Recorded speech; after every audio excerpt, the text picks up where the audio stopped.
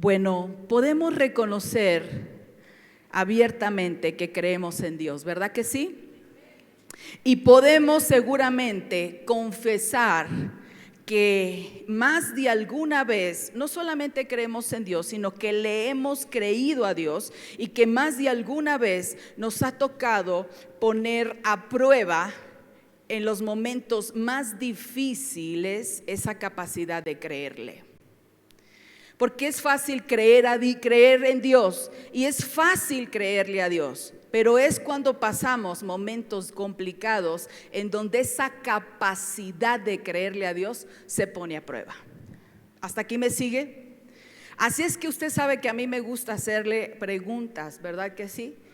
Quiero hacerle algunas preguntas esta mañana. ¿Será entonces que la fe se ejercita solo en momentos difíciles? Segunda pregunta, ¿hasta dónde hemos creído que la fe solo se aplica en momentos difíciles en donde Dios tiene la responsabilidad de tomar todo el control para nuestro beneficio? Número 3, o le voy a decir mejor en otras palabras esta pregunta: ¿hasta qué punto tú y yo hemos limitado nuestra fe a los momentos difíciles? Cuando es que nos sentimos que perdemos el control, y es entonces cuando decimos necesitamos poner en función la fe para que Dios tome las riendas, porque yo ya las perdí. Muchos hemos caído en esto, en creer que la fe solamente se aplica y se ejercita en los momentos más difíciles, cuando a ti y a mí ya se nos acabaron las opciones.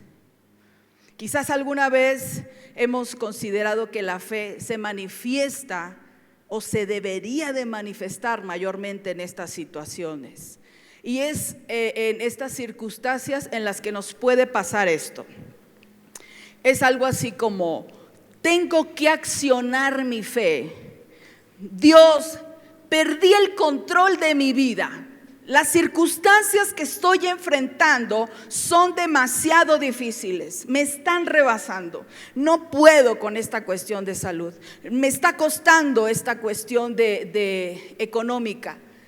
Padre, ¿puedes por favor tomar el control? Porque como yo creo en ti y te creo a ti, puedes tomar por favor el control de mi vida, que por ahí lo debo de tener perdido. Arreglas todo este desbarajuste que tengo y luego me lo entregas. ¿Alguna vez, no me levante la mano, pero piense si alguna vez a usted le ha pasado esto? Porque quizás usted lo escucha de mí y suena bastante crudo, pero la realidad es que esto nos ha pasado más a menudo de lo que quisiéramos. Justamente porque somos personas que creemos en Dios, pero muchas veces pensamos que la fe funciona solamente así, que se aplica y se ejercita solo en los momentos en donde tú ya perdiste el control y quieres que Dios salga inmediatamente a buscarlo, se responsabilice de arreglar tu situación, te lo entregue en la mano y esté listo para cuando lo vuelvas a necesitar y le des un SOS. Hoy me va a dejar que le hable un poquito fuerte. Diga, dele paz. Arre. Entonces nosotros somos personas que creemos en Dios, pero muchas veces hemos minimizado el efecto de la fe solamente ese tipo de circunstancias en donde esperamos una intervención sobrenatural de Dios para que arregle lo que a veces nosotros desarreglamos todos los días. Ahora, lo contrario a esto piensan los ateos, ¿no? Los ateos que no creen en Dios piensan entonces que la fe, aún para los casos extremos, circunstancias difíciles, es irracional. Un ateo te va a decir, este ejercicio de la fe en este momento en donde se te está muriendo un hijo, en este momento en donde te tienes una deuda que te va a embargar la casa, es totalmente irracional. Para un ateo que no cree a Dios, ese ejercicio es ilógico, porque la fe se opone a una realidad que es innegable.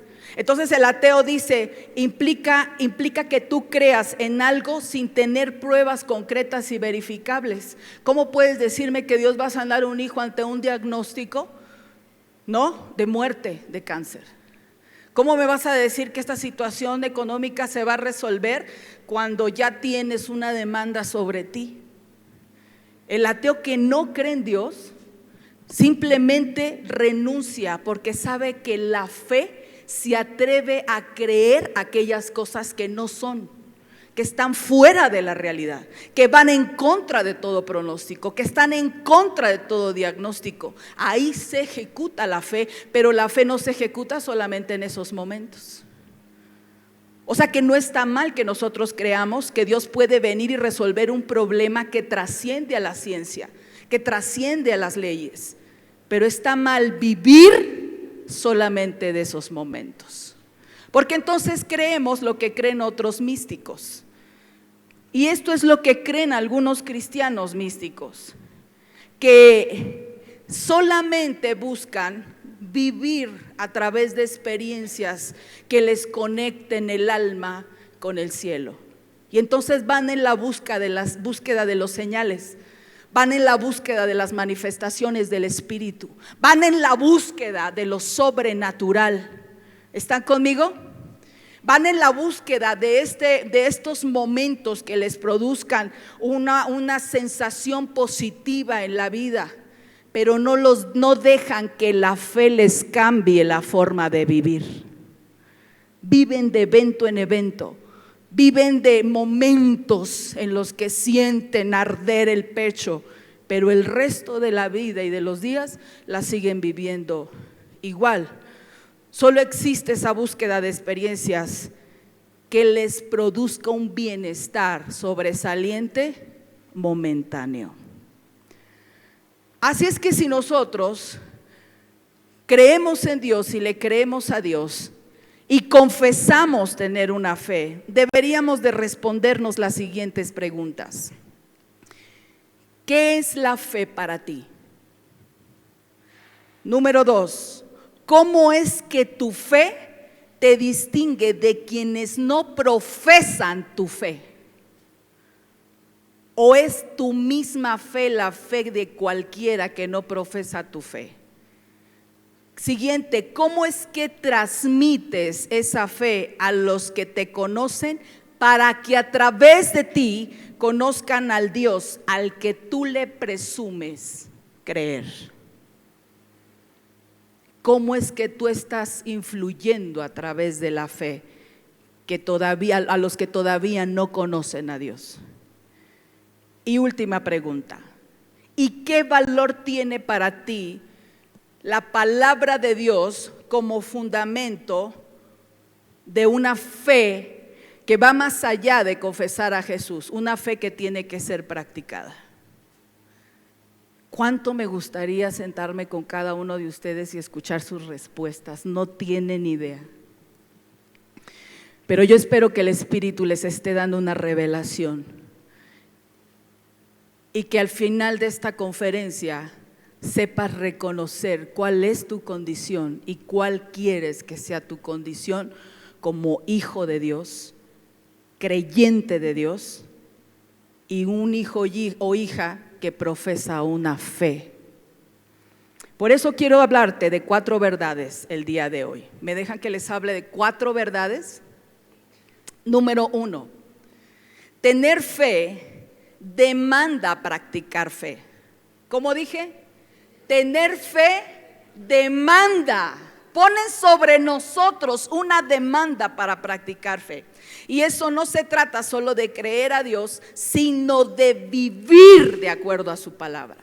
Solamente aquel que conoce la palabra de Dios y practica la fe puede practicarla con el fundamento correcto.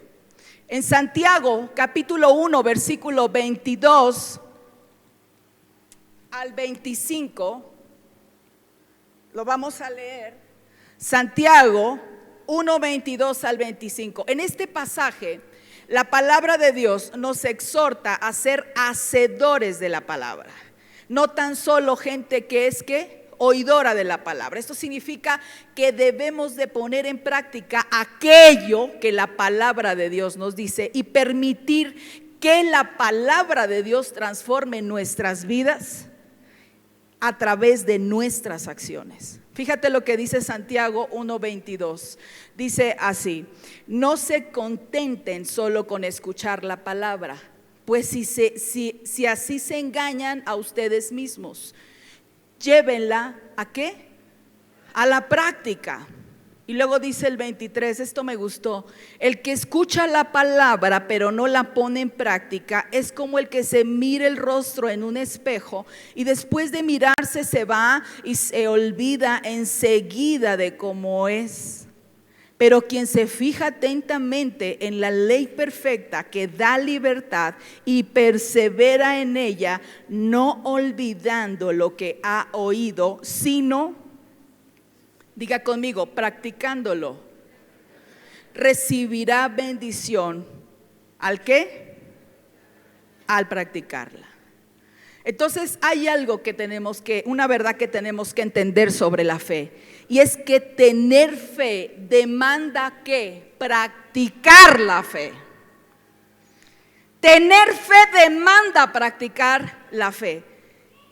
Tener fe. Y la palabra de Dios nos está diciendo en Santiago, cuando nos dice: no se contenten solo con escuchar la palabra, pues así se engañan a nosotros mismos, sino que vuélvanse hacedora de ellas.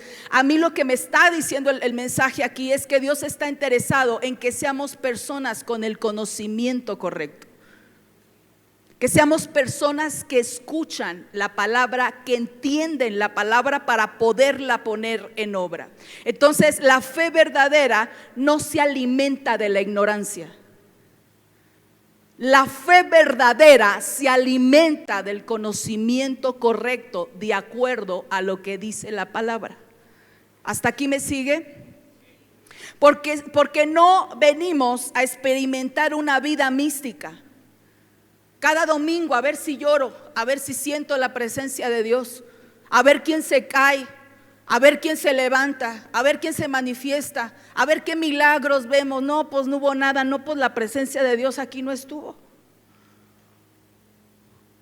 La fe se debe de sostener, si bien está enmarcada con una presencia del Espíritu Santo en donde viene y hace cosas sobrenaturales. También nosotros tenemos que entender que la fe se vive todos los días de acuerdo al conocimiento de la palabra. Y eso va más allá de lo que tú sientas emocionalmente, de lo que tú percibas o lo que yo perciba espiritualmente.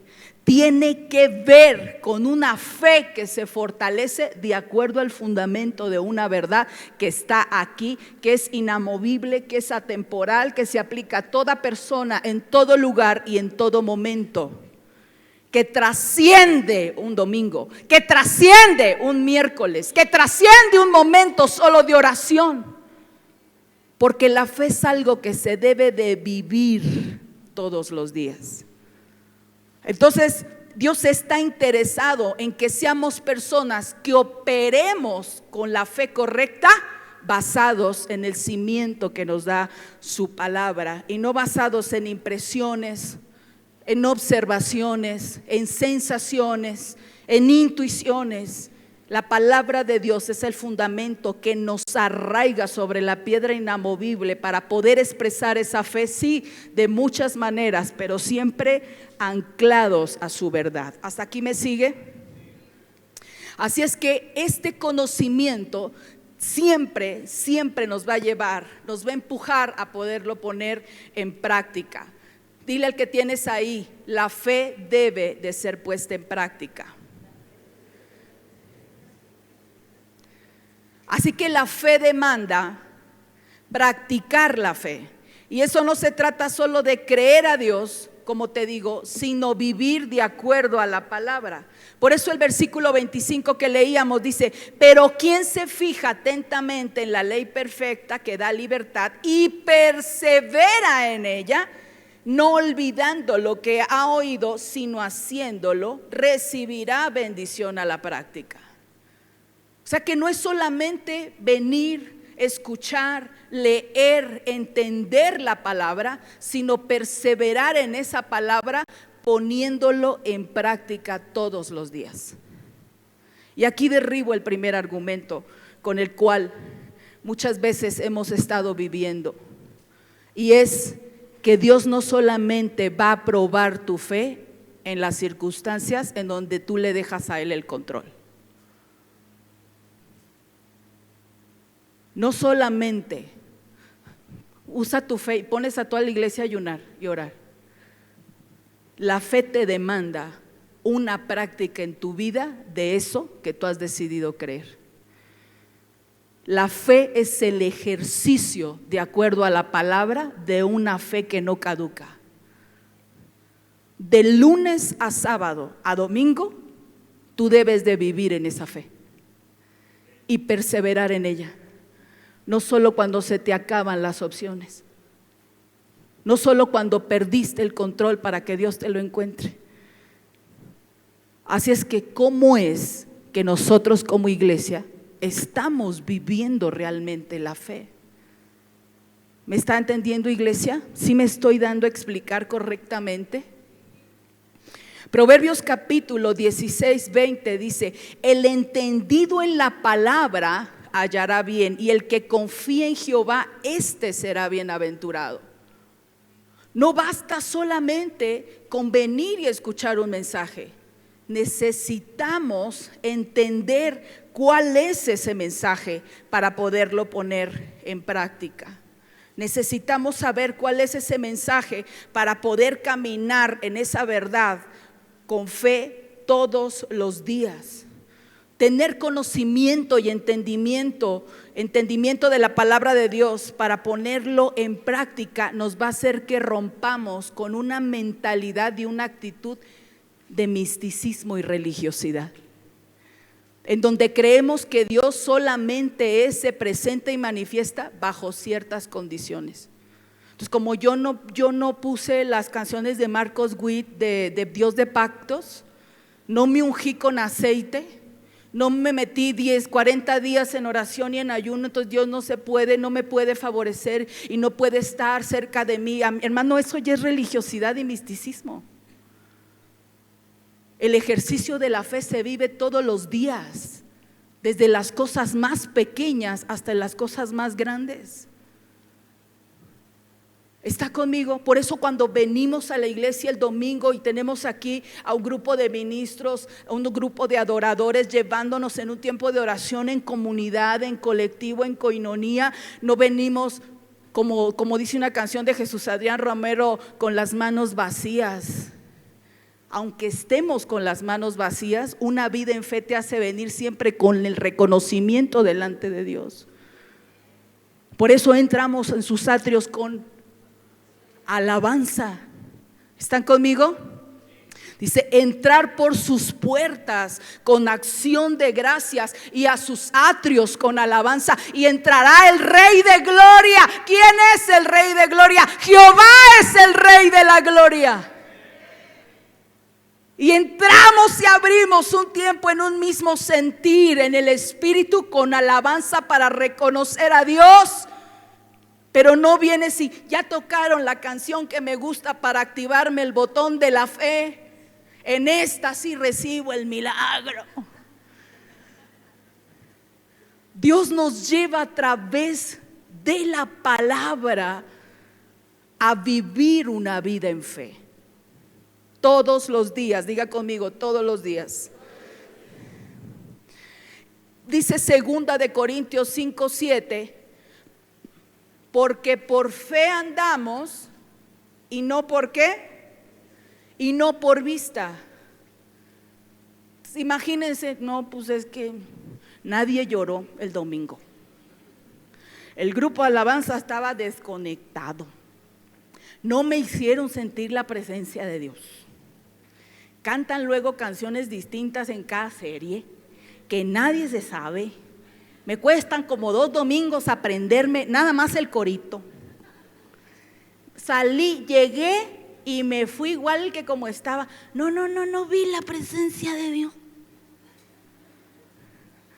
Qué maravillosa es la palabra en 2 de Corintios 5:7, porque dice: yo te recuerdo lo que es andar por fe, y andar por fe no es andar por vista. Esto va más allá de lo que tus ojos naturales alcanzan a ver. La fe opera de una forma grandiosa y no se limita a lo que tú quieras solamente sentir. Ay, Señor, yo estoy incomodando a alguien, pero yo espero que esta palabra haga eco en tu vida, porque la idea y el objetivo de ella es que tú seas una persona que realmente viva por fe. Amén. Y en la fe en la que estamos decididos a creer, de acuerdo a su palabra. Segunda verdad que quiero comentarte en esta mañana. Si vivimos de acuerdo a su palabra, entonces, número 2, tener fe es una forma de vida que nos debe distinguir de quien no conoce a Dios. Tener fe es una forma de vida que nos debe distinguir de alguien que no conoce a Dios, sino hacer visible a alguien que a través del conocimiento de su palabra se enriquece en la fe para vivir en esa fe. ¿Está conmigo? Así es que una de las más grandes evidencias de que tenemos una fe, pero una fe deficiente, es el creciente número de personas que conocen a Dios, que aman a Dios y que sobreviven sin distinguirse de cómo viven los demás. Tú puedes decirme: traigo el pececito afuera pegado en la calcomanía del carro, me subo en la mañana y lo primero que pongo es la gloria de Dios, de este hombre, ¿cómo se llama? Que por cierto se parece mucho al pastor Daniel Naja. Y pongo la gloria de Dios todos los días, y hago mis oraciones de 15, 20 minutos todos los días. ¿Y eso qué? La higuera tenía hojas, pero no tenía fruto. Eso es todo un tema. Tú puedes anunciar que eres algo y el fruto me dice lo contrario de ti. El poner el pececito en el carro y traer la gloria de Dios en canción no hace que seas una persona de fe. Dígale a alguien: híjole, si tu vida y la mía no da evidencia de que hay una diferencia con alguien que no tiene tu fe, o que dice que no tiene tu fe porque no conoce a Dios. Y entonces, ¿cómo es que nos damos cuenta que esta situación se da? Bueno, pues porque enfrentamos un creciente número de personas que aún dentro de nuestras iglesias viven todas deprimidas. Sí saben que ahorita todos los médicos, cuando llegas a un diagnóstico, te dicen: oiga, fíjese que tengo un problema. Sí, y antes a veces de que le digas que te duele, te están diciendo: ¿ha estado usted bajo mucha depresión? ¿Ha tenido estrés o ansiedad últimamente? Porque ya lo toman como parte de la historia clínica. ¿A cuánto les ha pasado? Pues fíjese que si está bajo mucho estrés, por eso se le cae el cabello. No, pues es que fíjese que sí, he estado con una tensión que siento como que me rebasa. No, por eso está subiendo de peso. No, es que fíjese que he estado yo como con una ansiedad así fea, como horrible. No, por eso le están saliendo granitos en la cara. No, cuidado, porque también viene el cáncer por ahí. Se han somatizado enfermedades a través de este tipo de emociones tóxicas. Es más, tú quieres hablar con un amigo y ya hasta te diagnostica igual: es que, manito, has estado bajo mucho estrés últimamente, por eso te duele la cabeza constantemente, por eso estás enojado. Lo hemos visto tan natural aún dentro de nuestras iglesias. Gente deprimida por un exceso del pasado, que no ha aprendido a soltar, aún conociendo de Dios y aún diciendo que le cree a Dios. ¿Está conmigo? Yo le dije que le iba a predicar hoy un poquito fuerte, iglesia. Y si hay alguien que está viendo este mensaje a través de las redes sociales, yo te invito a que te quedes ahí y lo termines de escuchar. Porque mucho de lo que nosotros estamos viviendo el día de hoy es resultado no solamente de no creerle a Dios, sino de una operación de fe en la cual debemos de vivir todos los días. Entonces, esta es una de las grandes evidencias de una falta de fe deficiente. Conocer la palabra, predicar incluso la palabra, pero no entender cómo se practica una fe que te hace soltar cosas del pasado después de que tienes un Jesús que tuvo un encuentro contigo.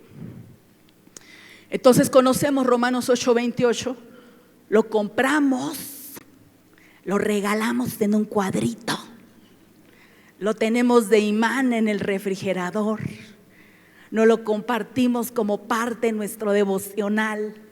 Este hermoso pasaje que dice: ahora bien sabemos que Dios dispone todas las cosas, no algunas, solamente pocas, de vez en cuando, aquellas que nos conviene. Dice, ¿cómo, iglesia?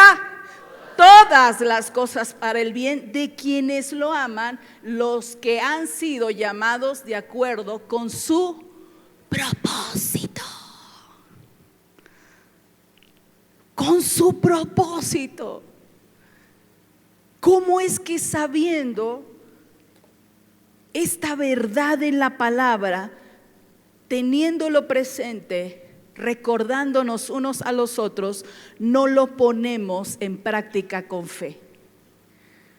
Para hacer válida nuestra historia y darle legalidad a tu pasado. Escúchenme. Hay cosas difíciles que todos vivimos. Todos enfrentamos situaciones difíciles. El próximo evento de reunión de mujeres que tendremos para el 3 de junio, que es nuestra primer reunión de mujeres en casa, para dar a conocer el ministerio de la Red de Mujeres de Cornerstone Pachuca, que las esperamos a todas ustedes. Ese día quiero contar un poquito sobre mi testimonio. A veces uno ve a una persona y piensa que la vida de esa persona ha sido muy fácil. Yo fui abusada sexualmente, no una vez, muchas veces, violentada y agredida física y verbalmente, enfrentando muchas pérdidas en mi vida y decisiones estúpidas que trajeron un precio bastante caro. Pero entendí una cosa, que cuando tienes un encuentro con Jesús, Jesús viene y cambia tu historia en un antes y un después. Que cuando tienes un verdadero encuentro con Jesús, no solamente te invita a creerle a Él, creer en Él, sino creerle a Él. Y eso hace que tú veas a Romanos 8:28 y le des el peso y la legalidad que te da tu historia también. Porque tienes la opción de vivir como víctima sobreviviente toda la vida, o pisarle la cabeza al diablo usando aquello que te quiso destruir a ti para usarlo para destruir a él, con el uso de esto, de una verdad que aplica una fe en el aquí y en el ahora. Amén. Entonces conocemos Romanos 8:28, pero cuando vivimos en el pasado constante, entonces descuidamos el vivir con fe. Porque vivir con fe no es vivir accidentalmente y convenencieramente para que Dios actúe en lo que te está sucediendo urgentemente ahorita, sino que Dios también le da a través de tu fe un valor legal a lo que pasó atrás, aún antes de conocer a Jesús. Pero no solamente vemos una fe deficiente con gente que vive en depresión, sino también con personas que podemos vivir bajo un nivel de estrés bastante fuerte. ¿Vivir sin preocupación es posible? No. Todos tenemos algo que nos preocupa, Pero debemos de aprender a descansar en Dios, porque ahí es en donde aplicamos la fe que no tiene aquel que no conoce al Señor. Si tú estás, lo que pasa es que no consigo para la renta, es que tengo que volverle a pedir a Janos para que me complete los 5,000 que tengo que pagar en la tarjeta. Es que ¿cómo le digo? Ya me voy a endeudar con la manita. Ay, manita, Dios. ¿Qué diferencia habrá entre tú y alguien que no conoce a Dios? Ay, pues es que yo sí tengo fe. ¿En serio? Nuestra vida tiene que reflejar una diferencia sustancial. Amén. Filipenses, para no vivir en ese estrés, Filipenses 4 versículos 6 y 7, si me ayudan con el tiempo, dice: por nada, bueno, sí, aquí, perdón, me equivoco. Afánate solamente de aquellas cosas que sí tienen importancia y relevancia en tu vida. ¿Así dice? ¿Cómo dice? No te preocupes, ¿por qué? No, pero sí hay cosas en las que sí nos tenemos que afanar, porque hay cosas que de verdad sí necesitan toda la atención, toda la carga, toda la energía. ¿Cómo? Más bien, en toda ocasión, con oración y ruego, preséntense sus peticiones a Dios y denle anticipadamente, diría yo, las gracias. Pero es que entonces no nada más cuando no tengo para la renta, cuando el diagnóstico clínico no es lo que yo esperaba, cuando las cosas no salieron como yo necesitaba, cuando la situación en la que yo me esforcé por tener no salió como yo quería. En nada, dice la palabra de Dios, no estés afanoso como quien no conoce a un Dios que lo puede todo. Van a haber cosas que van a ser inevitables, que preocupen nuestra vida, pero no te afanes, no pierdas la cabeza, no le des oportunidad al enemigo para que las use para afectar tu salud, para venir y bloquear tu estado de bienestar en tu familia, para venir y golpear tu relación de matrimonio. No te afanes. Cuando nosotros estamos, es que no va a salir, es que no va a funcionar. ¿Sabes? Lo único que estamos haciendo es decirle a Dios: mi fe no me alcanza para creer que tú vas a poder hacer algo. Pero cuando la fe te sostiene, cuando tú dices que llevemos las cosas delante de Dios, que pongamos las cargas delante de Dios, entonces dices: Señor, yo vengo con oración y petición delante de ti para venir y poner delante de ti esta situación que estoy enfrentando. Esto que ha pasado, que ha salido fuera de mi control, esto que los médicos están diciendo sobre este diagnóstico, esto que se está enfrentando en cuestión económica y no sé en este momento cómo lo resolveo. Por favor, ayúdame, trae entendimiento, trae claridad, trae sabiduría y dame los recursos para poder salir adelante de esta situación. Y desde ahorita te digo como Ana: vengo, me postro, me hinco, me inclino, pido, me levanto, recibo y me voy a esperar que venga la bendición por la que yo ya oré. Eso fue lo que hizo Ana en el altar.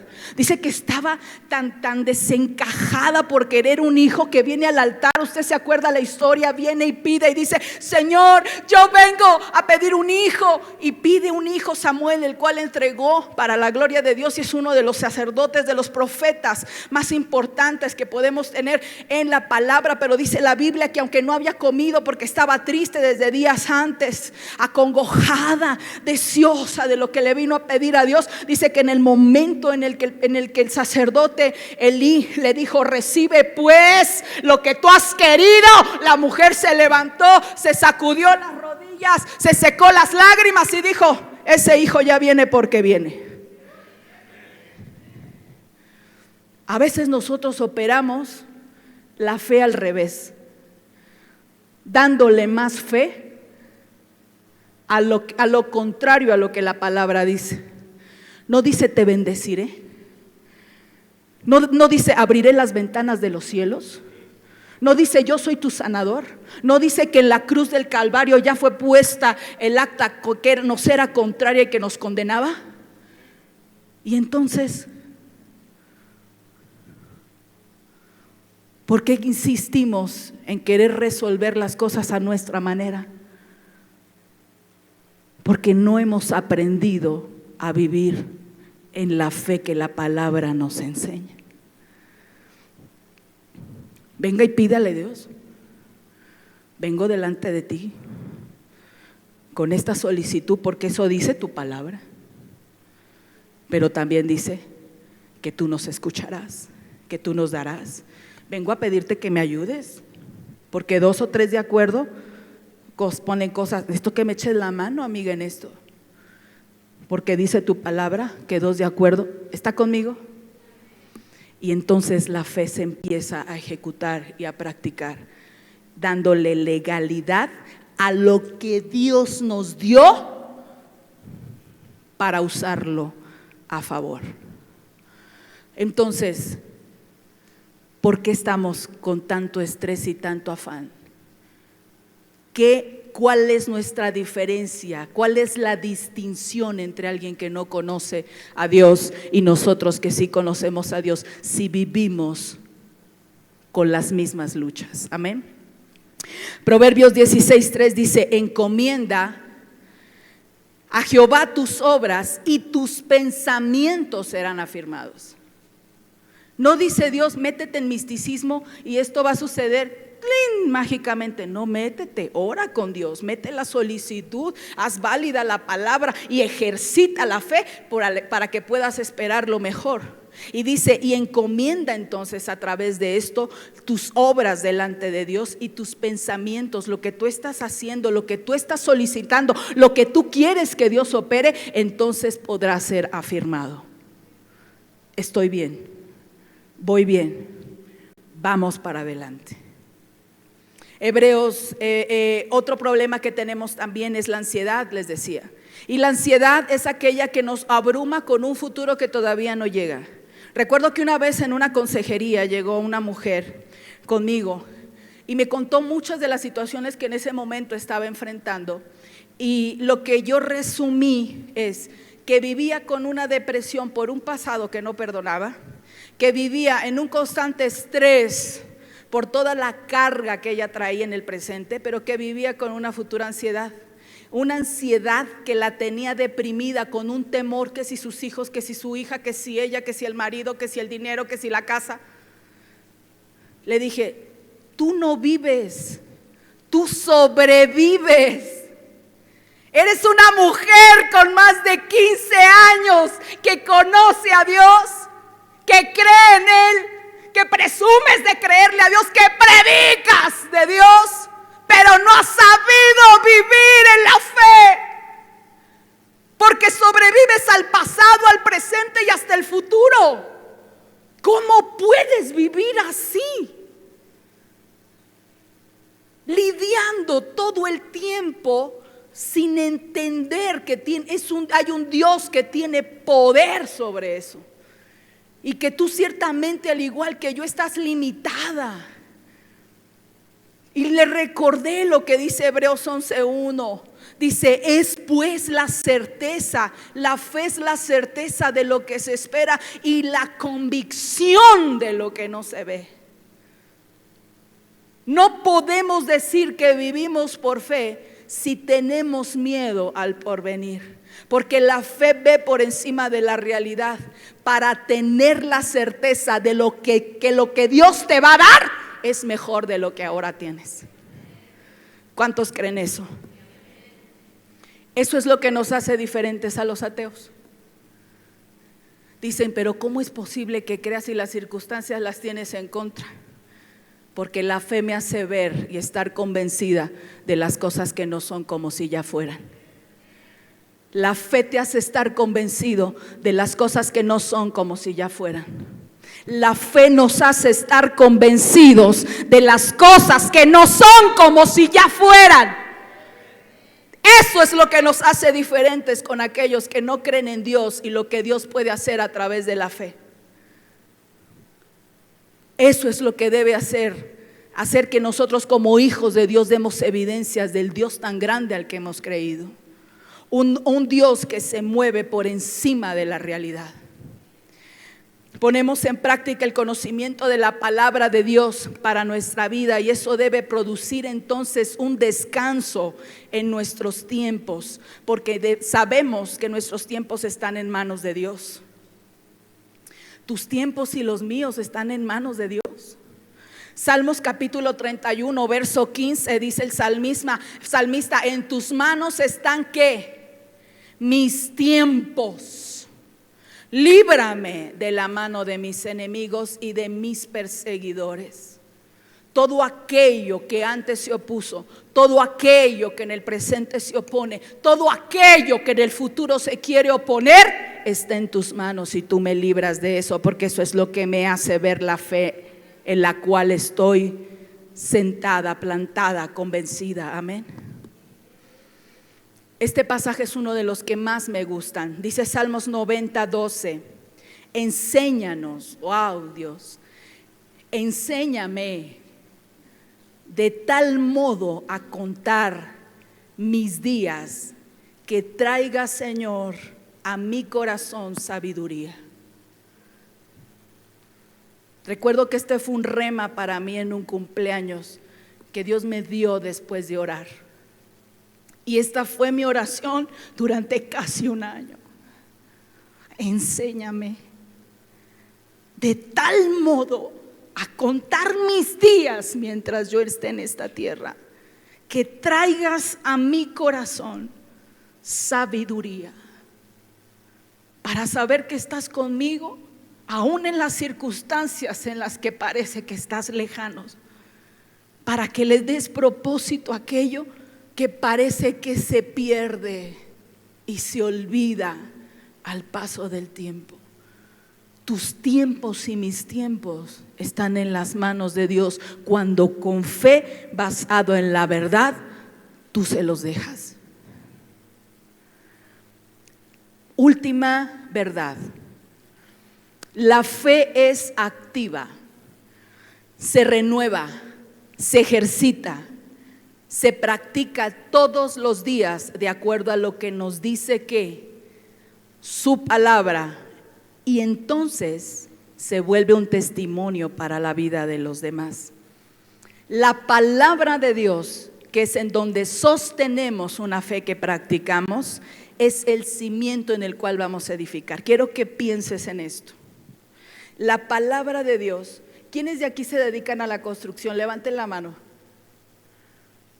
A ver, 1, 2, tenemos 3. ¿Hay alguien más que se dedique a la construcción? Allá atrás hay otros. La palabra de Dios es el cimiento. ¿Están conmigo? La palabra de Dios es el cimiento. Es el cimiento sobre el cual vas a edificar. ¿Cómo edificas? A ver, arquitectos, diseñadores, los que se dediquen a la construcción, después de poner los cimientos, ¿qué es lo que se pone? Muros, columnas, y se empiezan a construir ladrillos, ¿cierto? El cimiento es la palabra de Dios. Lo que tú edificas para colocar las columnas y empezar a poner los ladrillos es la fe, va a ser a través de la fe. Tus muros pueden estar tan pequeños como lo esté tu fe, y tus cimientos y los míos pueden estar tan débil como ignorante seas de la palabra. ¿Están conmigo? Por eso en casa tenemos un granero. Dije, por eso en casa tenemos un granero. ¿Saben por qué? Porque a Ami y a Sergio les hemos dicho, necesitamos gente que ayude a poner cimientos para dejar de vivir circunstancialmente, para no ser gente que viva tocando el misticismo, para no ser gente que vive falto de fe, sino cimientos. ¿Qué dice la palabra de Dios en cuanto a esto? Porque Dios no nos llama a ser gente ignorante. Y después construir las columnas y los ladrillos con la fe correcta. ¿Cuántos dicen amén? Así es que tu construcción va a estar tan grande como esté tu fe, y tus cimientos van a estar tan fuertes como esté tu conocimiento de la verdad de Dios, que se aplica a todo. Entonces, la palabra de Dios es importante en nuestra vida porque es la que viene y provoca una fe activa de acuerdo a lo que aquí dice. Si aquí dice, yo lo creo. Si aquí dice que me ponga de acuerdo, Señor, yo vengo y te digo, esto se va a cumplir, esto se va a hacer, no porque yo lo diga, no porque yo lo sienta, no porque yo lo quiera, no porque yo lo quiera ver, sino porque tu palabra lo dice. Entonces yo camino en práctica a eso, amén. La palabra de Dios dice en Mateo 7, 24 al 27, por tanto, todo el que me oye estas palabras y las pone en práctica es como un hombre prudente que construyó su casa sobre la roca. Cayeron las lluvias, crecieron los ríos, soplaron los vientos, azotaron aquella casa. Con todo, la casa no se derribó porque estaba cimentada sobre la roca. Pero todo el que me oye estas palabras y no las pone en práctica es como un hombre insensato que construyó su casa sobre la arena. Cayeron las lluvias, crecieron los ríos, soplaron los vientos y azotaron aquella casa, y esta se derrumbó y grande fue su ruina. Es lo que Dios nos está diciendo a través de esta palabra: es construye tu vida en fe basada en un cimiento de verdad. Cuando usted y yo no entendemos cuál es el cimiento de verdad, cuando llegue la lluvia, cuando crezcan los ríos, cuando vengan los vientos, te vas a tambalear. Aunque quieras que ahí se ejecute la fe, te vas a tambalear porque tus cimientos en la verdad no fueron profundos. Por eso es que la Biblia y la fe van de la mano. No podemos conocer la palabra si no sabemos vivir con la fe correcta. Amén. La palabra de Dios nos enseña pues que el cimiento es la palabra para edificar con fe y sostener, y que esa fe nos sostenga y se sostenga vivos para testimonio de otros en el tiempo más difícil que podamos pasar. No se activa solo en ese tiempo. Santiago 2, 14, 17, y con esto cierro, dice así: hermanos míos, ¿de qué aprovechará si alguno dice que tiene fe y no tiene obras? ¿Podrá la fe salvarle? Y si un hermano o una hermana están desnudos y tienen necesidad del mantenimiento de cada día, y alguno de vosotros le dice: ir en paz, calentaos y saciaos, pero no les dais las cosas que son necesarias para el cuerpo, ¿de qué le aprovechará?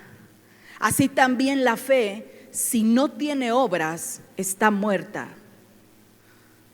Así es que la mejor manera de hacer visible al Dios poderoso en el que hemos creído y al que le hemos creído es con una operación de fe, que no solamente te bendiga a ti, sino que bendiga a otros a través de ti. Porque la fe sin obras está muerta. No somos higueras que anuncian fruto, somos higueras que dan fruto.